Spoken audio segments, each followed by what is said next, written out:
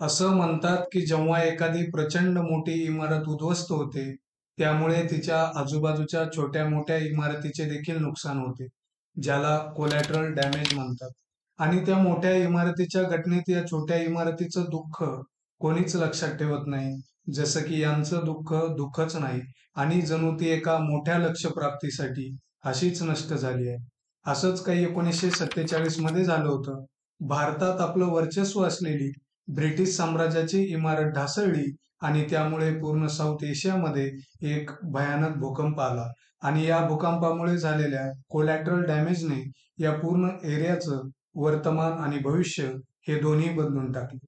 जेथे भारताला ब्रिटिश सरकारपासून स्वातंत्र्य मिळालं, तेथेच दुसरीकडे त्यामुळे भारत पाकिस्तान फाळणीचं दुःख देखील सोसावं लागलं आणि याचंच कोलॅटरल डॅमेज म्हणून पंजाब रक्ताने भिजत होतं, तर दुसरीकडे बंगाल रखरखीत झालं होतं. परंतु आज आपण त्या इमारतीच्या दुःखाबद्दल बोलणार आहोत, जी याच कोलॅटरल डॅमेजची शिकार झाली. मात्र त्याबद्दल कुठेच कोणीच काहीच बोलत नाही आणि कदाचित त्यामुळेच गेल्या 75 वर्षापासून येथील रहिवासी ओरडून-ओरडून जगाला आपली गोष्ट सांगण्याचा प्रयत्न करत आहेत, की कोणीतरी त्यांच्यावर होणाऱ्या अत्याचारावर लक्ष देईल आणि कशा प्रकारे आपल्याच देशातून नष्ट होण्याच्या पायरीवरती आहेत, याकडे देखील कोणीतरी लक्ष देईल. येथे आपण बलुचिस्तान बद्दल बोलत आहोत. हो, तेच बलुचिस्तान जे हडप्पा संस्कृतीच्या काळापासून भारतीय महाद्वीपावर विकसित झालेल्या जीवांचा स्रोत आहे. मात्र आज त्याच बलुचिस्तानचा श्वास तुटत आहे आणि ते आपली स्वतःची ओळख टिकवून ठेवण्यासाठी अतोनात प्रयत्न करत आहे. गोष्ट आहे 11 मार्च 2025 ची. या सकाळी जफर एक्सप्रेस नावाची ट्रेन जवळपास 440 प्रवाशांना घेऊन बलुचिस्तानची राजधानी क्वेटावरून पेशावरकडे निघाली. जवळपास 160 किलोमीटरचा प्रवास केल्यानंतर बीएलएच्या योद्ध्यांनी पटरीवर ब्लास्ट केला आणि त्यामुळे गाडी थांबली आणि नंतर त्यांनी ती ट्रेन हायजॅक केली. यानंतर जे झालं त्यासाठी पाकिस्तान मीडिया आणि बीएलएचे वेगवेगळे स्टेटमेंट आले. सो आपण त्यावर डिस्कशन न करता आपल्या डिस्कशनचा पॉइंट हा आहे की बलुचिस्तानचा इतिहास काय आहे, याची भौगोलिक स्थिती कशी आहे, प्राकृतिक साधनांचा विशाल समुद्र असून देखील बलूच लोकांची स्थिती एवढी दयनीय का आहे आणि अमेरिका, ब्रिटन, रशिया, इराण तसेच चीन या देशाचे या ठिकाणी कशा प्रकारे हित आहे आणि सोबतच हेही माहिती करून घेणार आहोत की नोबेल प्राइजसाठी नॉमिनेटेड महरम बलूच यांच्याविषयी. नमस्कार टू ऑल ऑफ यू. बलुचिस्तानचं नाव हे बलूच जमातीवर आधारित आहे. ही जमात गेल्या कित्येक दशकापासून या ठिकाणी राहत आहे. बलुचिस्तानची भौगोलिक स्थिती बघितली तर ती पाकिस्तानच्या दक्षिण पश्चिम भागात स्थित आहे आणि ज्यावेळेस आपण बलुचिस्तानच्या सीमांचा विचार करतो तर त्या सीमा पश्चिममध्ये इराण, उत्तर पश्चिममध्ये अफगाणिस्तान, उत्तर पूर्व व पूर्वमध्ये खैबर पख्तूनख्वा आणि पंजाब, दक्षिण पूर्वमध्ये सिंध, तर दक्षिणमध्ये अरबी समुद्रासोबत मिळते आणि हा अरबी समुद्र एशियाच्या लँडलॉक कंट्रीसाठी निकटतम समुद्र किनारा आहे. पाकिस्तानच्या एकूण जमिनीपैकी 44% जमिनीसोबत बलुचिस्तान हा पाकिस्तानमधील सर्वात मोठा प्रांत आहे. देशाच्या उर्वरित भागाच्या तुलनेत येथे जनसंख्या विरळ राहते. फक्त 5%च लोक बलुचिस्तानमध्ये राहतात. बलुचिस्तानची एकूण लोकसंख्या 1,49,00,000 आहे आणि बलुचिस्तानची भौगोलिक स्थिती आणि प्राकृतिक विपुलतेमुळे हे पाकिस्तानसाठी रणनीतिकदृष्ट्या खूप महत्त्वपूर्ण जमीन आहे. पाकिस्तानचा इतिहास भारतासोबत जुळलेला आहे. अफगाणिस्तान, बलुचिस्तान, पाकिस्तान ही सर्व भारताचेच भाग आहेत. बलुचिस्तान आर्यांची प्राचीन धरती, आर्यवतचा एक भाग आहे. प्राचीन काळातील वैदिक काळात फारसपासून गंगा, शरयू, ब्रह्मपुत्रापर्यंतची भूमी आर्यांची भूमी होती, ज्यामध्ये सिंधू घाटीचे क्षेत्र सर्वात महत्त्वपूर्ण होते. बलुचिस्तान भारताच्या 16 महाजनपदापैकी एक जनपद, संभवतः गांधार जनपदाचा भाग होता. चंद्रगुप्त मौर्य यांचं शासन बघितलं तर ते पश्चिम उत्तरमध्ये अफगाणिस्तान आणि बलुचिस्तानपर्यंत पसरलेलं होतं. यानंतर आपण हे बघूया की इंग्रजांनी बलुचिस्तानवर कशा प्रकारे कब्जा केला आणि नंतर स्वातंत्र्य देऊनही परत पाकिस्तानमध्ये कशा प्रकारे विलिनीकरण करून घेतलं. प्रथम अफगाण युद्ध 1839 ते 42 नंतर इंग्रजांनी या क्षेत्रावर आपला अधिकार मिळवला. 1869 मध्ये इंग्रजांनी कलातचे खान आणि बलुचिस्तानच्या सरदार यांच्यामधील भांडणामध्ये मध्यस्थ केली. 1876 मध्ये रॉबर्ट सन्मनला बलुचिस्तानचा ब्रिटिश एजंट म्हणून नियुक्त केलं गेलं आणि त्याने 1887 येईपर्यंत बलुचिस्तानचा बराचसा भाग ब्रिटिश साम्राज्याच्या अधीन करून दिला. 1876 मध्ये कलात रियासत आणि ब्रिटिश भारत सरकारमध्ये एक संधी झाली. संधीने कलातला आंतरिक स्वायत्तता दिली, ज्याप्रमाणे ब्रिटिशांनी भूतानसोबत हस्ताक्षर केले होते. इंग्रजांनी बलुचिस्तानच्या 4 रियासतमध्ये विभाजन केलं. त्यामध्ये कलात, मकरान, लसबेला आणि खारन अशी होती. इंग्रजांच्या राजनीती अंतर्गतच बलुचीच्या मुस्लिम लीग पार्टीचा जन्म झाला, जी हिंदुस्थान मुस्लिम लीग सोबत मिळाली. दुसरीकडे नवीन एक पार्टी अंजुमन-ए-वतन या पार्टीचा जन्म झाला, जी भारतीय राष्ट्रवादी काँग्रेस सोबत मिळाली. अंजुमन आणि काँग्रेसला एकत्रित आणण्यासाठी खान अब्दुल गफार खान, ज्यांना आपण सीमांत गांधी किंवा फ्रंटियर गांधी या नावाने ओळखतो, त्यांची भूमिका खूप महत्वाची होती. मीर अहमद खान ब्रिटिश भारत आणि पाकिस्तानच्या डोमिनियन स्टेटस सोबत सहाय्यक गठबंधनमध्ये रियासत कलातचे अंतिम शासक होते. यार खानने 1940च्या दशकाच्या सुरुवातीमध्ये मोहम्मद अली जिन्ना यांना कलात राज्याचे कायदेशीर सल्लागार बनवलं होतं. कलातच्या खानने बलूच लोकांचं प्रतिनिधित्व करून बलुचिस्तानचं पाकिस्तानमध्ये विलय करण्यास नकार दिला. शेवटी हा निर्णय झाला की बलुचिस्तान एक स्वतंत्र देश बनेल आणि त्यानुसार 4 ऑगस्ट 1947 ला माउंट बॅटन मोहम्मद अली जिन्ना, जे बलोच लोकांचे वकील होते, यांनी एक कमिशन स्थापन करून मान्य केलं आणि शेवटी 11 ऑगस्टला बलुचिस्तानच्या स्वातंत्र्याची घोषणा केली. खान ऑफ कलात हे लोकतांत्रिक आंदोलनाचे समर्थक असल्यामुळे बलुचिस्तानमध्ये 2 सदन असलेली संसदीय व्यवस्था बनवली गेली. कलातच्या संसदेचं म्हणणं होतं की बलूच हे फक्त मुस्लिम असल्यामुळे तर याच कारणामुळे पाकिस्तानचा भाग होणं हे काही बरोबर नाही. परंतु माउंट बॅटन आणि पाकिस्तानच्या नेत्यांनी 28 मार्च 1948 मध्ये बलुचिस्तानवर दबाव टाकून या रियासतचे पाकिस्तानमध्ये जबरदस्तीने विलय करून घेतला. त्यावेळी सोव्हिएत संघचा प्रभाव हा अफगाणिस्तान, इराणपर्यंत वाढला होता. त्यामुळे ब्रिटिश अधिकाऱ्यांना भीती होती की स्वतंत्र बलुचिस्तान सोव्हिएत संघच्या प्रभावात येऊ शकतो आणि सोबतच पाकिस्तानचे हित तर होतच. याच कारणामुळे ब्रिटिश आणि पाकिस्तानी नेतृत्वाने मिळून बलुचिस्तानला पाकिस्तानमध्ये सामील करून घेण्याची योजना बनवली आणि ऑक्टोबर 1947 मध्ये मैत्री संधीला तोडत बलुचिस्तानला पाकिस्तानमध्ये मिळवण्याचा प्रयत्न सुरू झाला आणि आपली सेना बलुचिस्तानमध्ये पाठवली. त्यामुळे मजबूर होऊन खानला पाकिस्तान सोबत संधी करावी लागली. मोहम्मद अली जिन्नाने अंतिम बलूच शासक मीर अहमद यार खानला पाकिस्तानमध्ये समाविष्ट होण्याच्या समझोत्यावर हस्ताक्षर करण्यास मजबूर केलं होतं. बलूच या निर्णयाला अवैधानिक मानतात आणि तेव्हापासूनच राष्ट्रवादी बलूच पाकिस्तानपासून स्वातंत्र्य होण्यासाठी संघर्ष करत आहेत. बलुचिस्तानच्या सीमा तर पाकिस्तानमध्ये विलीन झाल्या, मात्र लोकांची नाराजी आणि तक्रारी कधीच दूर झाल्या नाही. तसं तर स्थानिक नेते पाकिस्तान लोकतंत्रमध्ये सहभागी झाले, निवडणूक लढवली, त्यांचं संविधानही स्वीकारलं.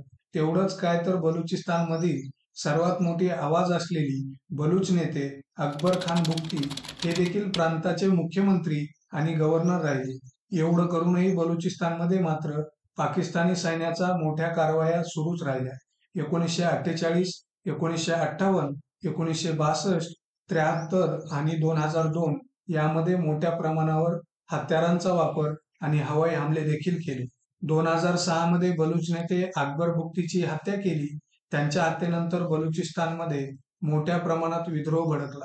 पाकिस्तान सैन्याकडून खूप मोठ्या प्रमाणावर नरसंहार, अत्याचार आणि मानवाधिकाराचे हनन केले. एका आंतरराष्ट्रीय संघटनेच्या रिपोर्टनुसार आतापर्यंत हजारो बलूच लोकांचं पाकिस्तानी सैन्याने जबरदस्तीने अपहरण केलं आहे. या लोकांचं काहीच आतापता नाही, ना शव मिळतं ना बातमी. बलुचिस्तानमध्ये याला किल अँड डंप पॉलिसी म्हणतात आणि याच अत्याचाराचा विरोध डॉक्टर मेहरम बलूच करत आहेत आणि त्यासाठी त्या लढत आहेत. त्या बलुचिस्तानमध्ये बलूच लोकांच्या अधिकारासाठी आणि अपहरण केलेल्या लोकांच्या न्यायासाठी संघर्ष करत आहेत. त्या बलूच यकजहती कमिटी BYCच्या नेत्या आहेत. या बलूच लोकांना शांतीपूर्ण प्रतिरोध करण्यासाठी संघटित करण्याचं काम करत आहेत. त्यांचे वडील अब्दुल गफार लंगो जे एक बलूच कार्यकर्ता होते, त्यांना 2009 मध्ये पाकिस्तानी सुरक्षा बलाने अगवा केलं आणि मात्र नंतर सोडून दिलं. त्यानंतर 2011 मध्ये परत अपहरण केलं, मात्र त्यावेळी त्यांचं मृत शरीर मिळालं. 2017 मध्ये त्यांच्या भावाचं गुप्तचर संघटना ISI ने अपहरण केलं, मात्र नंतर त्यांना सोडून दिलं. 2024 मध्ये महरम यांना न्यूयॉर्क टाइम्स इव्हेंटमध्ये सहभागी होण्यास पाकिस्तानने रोखलं, त्यांचं पासपोर्ट जप्त केलं आणि त्यांचं नाव नो फ्लाय लिस्टमध्ये टाकलं. एवढ्या अडचणी असूनही महरम बलूच आजही बलुचिस्तानमध्ये मानवाधिकार आणि न्यायासाठी सगळ्यात मजबूत आवाजापैकी एक आहेत. पाकिस्तानद्वारा राजनीतिक दुर्लक्ष केलं जातं. बलूच लोकांना आजही सरकारी नोकरी आणि राजकीय सत्तेत उचित प्रतिनिधित्व दिलं जात नाही. सांस्कृतिक भिन्नतेबद्दल बोलायचं तर बलुचिस्तानमध्ये काही हिंदू आणि ईसाई अल्पसंख्याक राहतात. उर्वरित लोकसंख्या जवळपास ही मुस्लिम आहे. मात्र बलुचिस्तानची भाषा, संस्कृती आणि इतिहास हे उर्वरित पाकिस्तानपेक्षा वेगळं आहे. पाकिस्तान सरकार बलूच लोकांची संस्कृती, भाषा, परंपरा आणि इतिहास पुसवून टाकण्याचा प्रयत्न करत आहे. शाळेत उर्दू आणि पंजाबी शिकवली जाते आणि असं करून बलूच भाषेला संपवण्याचा प्रयत्न करत. आर्थिक शोषण बघितलं तर बलुचिस्तान प्राकृतिक संसाधनेत खूप विपुलता आहे. गॅस, कोळसा, तांबे, सोनं आणि कित्येक किमती खनिज मिळतात. मात्र याचा फायदा फक्त पाकिस्तानच्या मोठ्या शहरांनाच मिळतो. स्थानिक लोकांना याचा काहीच लाभ मिळत नाही. पाकिस्तानी गरिबी दर जवळपास 40% आहे, तर बलुचिस्तानमध्ये 71%. पाकिस्तानमध्ये साक्षरता दर जवळपास 60% आहे, तर बलुचिस्तानमध्ये फक्त 40%.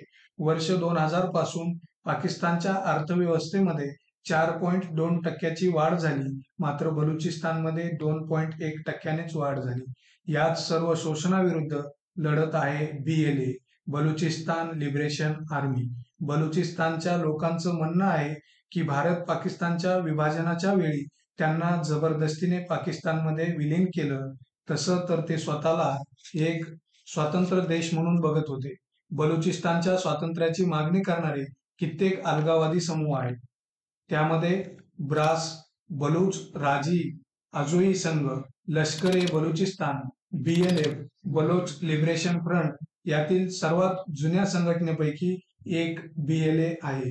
पाकिस्तानने यांना टेररिस्ट संघटन म्हणून घोषित केलं आहे. या व्यतिरिक्त अमेरिका, ब्रिटन आणि चीन यांनी देखील BLA ला आतंकी संघटन मानतात. BLA ची स्थापना फिदा अहमद बलूच, ज्यांनी 1980च्या दशकात बलूच राष्ट्रीय युवा आंदोलनाची स्थापना केली होती, त्यांनीच ही संघटना स्थापन केली. हे संघटन पहिल्यांदा 1970च्या दशकात अस्तित्वात आलं. तेव्हा जुल्फिकार अली भुट्टोच्या सरकारविरोधात बलोचेंनी सशस्त्र उठाव सुरू केला होता. मात्र सैन्य शासक जियाउल हक यांच्या सत्तेवर कब्जा केल्यानंतर बलूच अलगाववादी नेत्यांसोबत चर्चा केली आणि संघटन हळूहळू निष्क्रिय होत गेलं. वर्ष 2000 मध्ये BLA परत सक्रिय झालं आणि काही अभ्यासू मानतात की BLA ची अधिकारिक स्थापना याच वर्षी झाली होती. वर्ष 2000 मध्ये बलुचिस्तानच्या वेगवेगळ्या भागामध्ये सरकारी इन्फ्रास्ट्रक्चर आणि सुरक्षा बलावर हमल्याची साखळी सुरू झाली. या संघटनेत जास्ती तर मरी आणि भुक्ती जमातीचे सदस्य सहभागी आहेत आणि ते क्षेत्रीय स्वायत्ततासाठी पाकिस्तान सरकारविरुद्ध लढत आहेत. जुलै 2000 मध्ये BLA ने क्वेटामधील बॉम्बस्फोटची जिम्मेदारी घेतली. मे 2003 मध्ये BLA ने कित्येक हमले केले. वर्ष 2004 BLA ने पाकिस्तानी सरकारच्या मेगा परियोजना मध्ये समाविष्ट चीनी विदेशी कामगारावर हमला केला. डिसेंबर 2005 मध्ये BLA ने एका अर्धसैनिक बलावर 6 वेळेस रॉकेट लॉन्च केले. जुलै 2009 मध्ये 19 पाकिस्तानी पोलिसांचं अपहरण केलं होतं. याच प्रकारे हमले आणि बॉम्बस्फोट 2011, 13, 15, 2017 आणि 2018 मध्ये केले आणि ते करतच आहेत.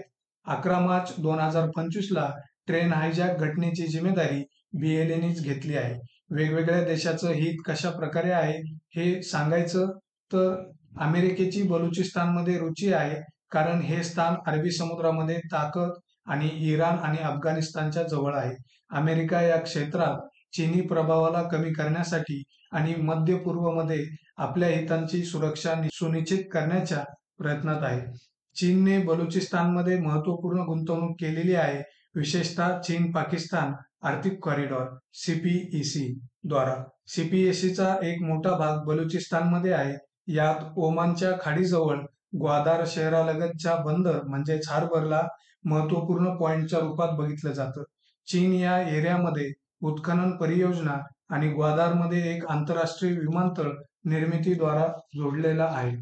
पाकिस्तानने बलुचिस्तानच्या ग्वादार पोर्ट चीनला हस्तांतरित केलं, ज्यामुळे स्थानिक मछवारे आणि व्यापाऱ्याचे जीवन पूर्णपणे बर्बाद झाले आहे. ग्वादार एअरपोर्टचा वापर चीनी सैन्य आपल्या रणनीतिक बेसच्या रूपात वापरण्याचा प्रयत्न करत आहे. याचाच अर्थ हा आहे की बलूच लोकांना आपल्याच एरियामध्ये बाहेरील ताकदीच्या कंट्रोलमध्ये राहावं लागेल आणि पाकिस्तान ते थांबवण्याऐवजी स्वतःच समाविष्ट आहे.